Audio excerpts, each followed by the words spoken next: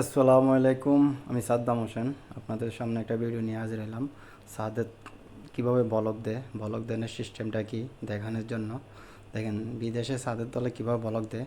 আসলে ছাদের একটা টিকসই হলো ছাদের কাভারিংটা যদি ছাদের ভিতরে বরাবর না দেওয়া হয়, এই ছাদে ভবিষ্যতে তলে সমস্যা করে। তো এই মেইন হলো তলের কাভারিং যদি বরাবর থাকে, তাহলে ছাদও টিকসই বরাবর হবে।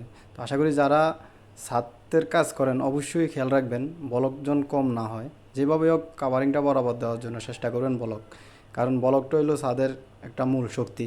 দেখছেন এই দেশে বলক আসলে আমরা এক্সট্রা বানাই না, এগুলো কিনে এনে দোকান থেকে এই কত ঘন করে দিতে হয়েছে এভাবে, কারণ বলকটাই হলো মেন, ছাদের কাভারিংটা হলো সবচেয়ে জরুরি বিষয়।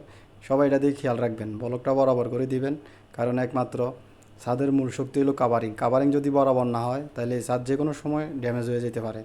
তো আশা করি ভিডিও যদি ভালো লাগে সবাই দেখবেন, অন্যকে দেখার সুযোগ করে দিবেন, আমাদের জন্য দোয়া করবেন। সবাই ভালো